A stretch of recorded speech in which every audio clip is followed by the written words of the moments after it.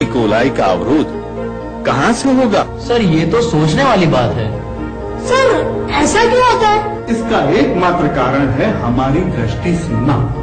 जहाँ दृष्टि सीमा पूर्ण होती है उसके बाद सभी वस्तुएं गोल बिंदु के रूप में दिखाई देती हैं। यह तो है हमारी आंखों की विशिष्टता, यानी कि देखने की मर्यादा, सीमा। सर आपकी बात सच है। मैंने कई बार आकाश में धुआं छोड़ते हुए जेट विमान को देखा है।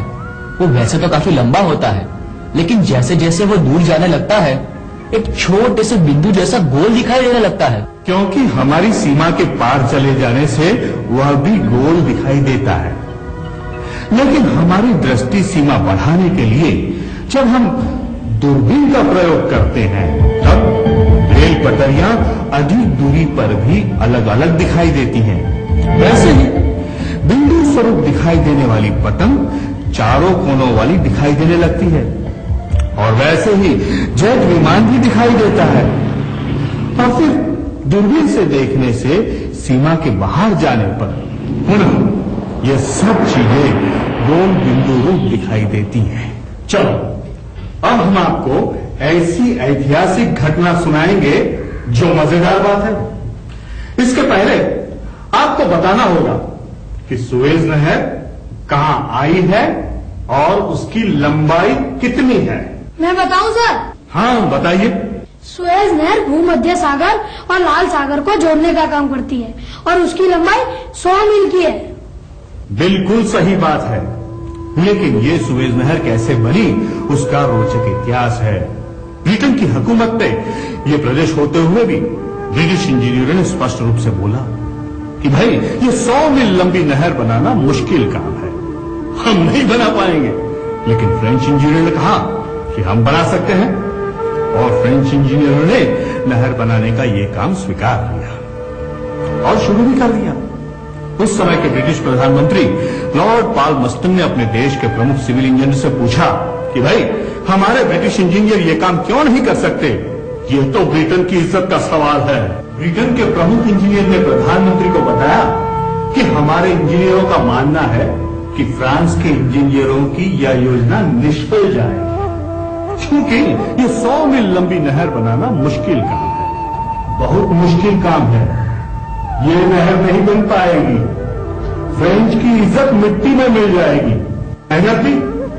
लेकिन ताज्जुब की बात तो ये है कि फ्रेंच लोगों ने ये नहर बनाई और कामयाब भी हुए। सवाल ये उठता है कि ब्रिटिश इंजीनियरों ने नहर बनाने का साहस क्यों नहीं लिया? वो लोग भी कार्यक्षम थे, अगर चाहे तो बना सकते थे। लेकिन ऐसी कौन सी बात थी जो वो लोगों ने नहर बनाने से इनकार किया? क्या आप में से कोई बता सकता है? सर, क्योंकि 100 मील की लंबाई में पृथ्वी की गोलाई 634 फीट होगी, जिसके कारण तटबंध में दरारें पड़ जाएगी और नहर टूट जाएगी, वैसा उन लोगों का मानना होगा। सही जवाब दिया है तुमने, लेकिन नहर तो बनी है और समग्र जगत जानता है कि सुएज नहर बनी है और आज तक हजारों जहाज का आवन जावन हो रहा है। इसका मतलब पृथ्वी गोल नहीं है लेकिन समतल है। यस, यही तो बात है। फ्रेंच इंजीनियरों ने यह नहर पृथ्वी गोल नहीं मगर समतल है वैसा मानकर बनाई थी।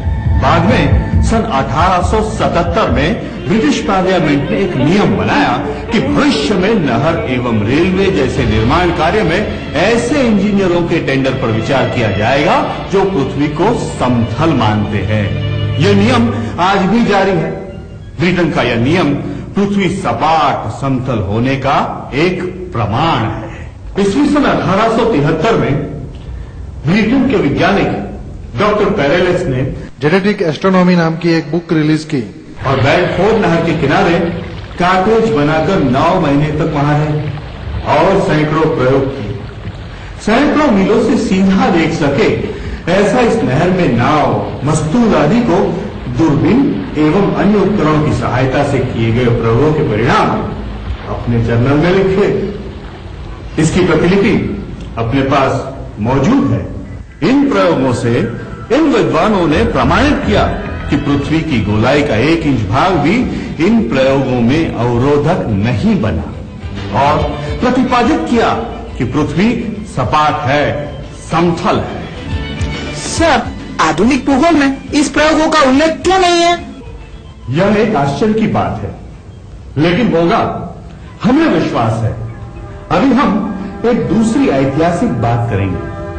चीन की दीवार संसार की सबसे लंबी दीवार है, जो 40 फीट ऊंची, 23 फीट चौड़ी है, बराबर। यह दीवार उस समय कैसे बनाई होगी?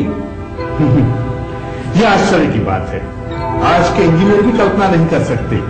इतनी लंबी दीवार पृथ्वी को सपाट मानकर बनाई गई है, न कि गोल मानकर, और इसी कारण वह बन पाई।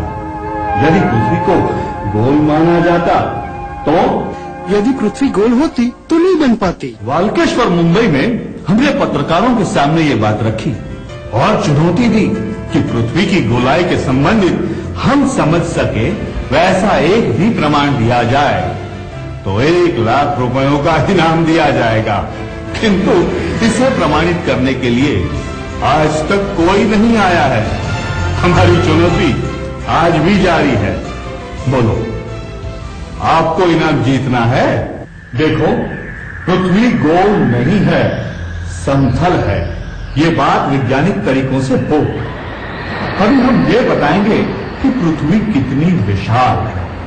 इतनी विशाल है कि जहां आज तक कोई नहीं पहुंच सकता।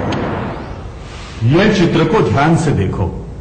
बर्फ के पहाड़ों के मध्य स्लेज गाड़ी द्वारा यात्रा की जा रही है। कैप्टन जे रास ने कैप्टन द फ्रेसियर के साथ दक्षिण महासागर में दक्षिण ध्रुव प्रदेश में 30 अक्षांश पर बर्फ के पहाड़ों पर स्लेज गाड़ी से यात्रा का प्रारंभ किया। उन्होंने एक ही दिशा में 40,000 मील की यात्रा की। 4 वर्ष तक लगातार कठिन और अत्यंत मुश्किल यात्रा की। फिर भी दीवार का दूसरा सिरा न मिला। आखिर 40,000 मील की वापसी यात्रा करके वापस लौट आए। आज के भूगोल के अनुसार दक्षिणी ध्रुव प्रदेश में जहां से यात्रा प्रारंभ की थी, वहां पृथ्वी की परिधि 10,700 मील होती है। दिशा सूचक यंत्र की सहायता से एक ही दिशा में 40,000 मील चले, फिर भी उसी जगह पर वापस नहीं आए। अगर पृथ्वी गोल गेंद जैसी होती तो लगभग 4 बार प्रदक्षिणा हो जानी चाहिए थी, किंतु ऐसा नहीं हुआ और लौटकर वापस आना पड़ा।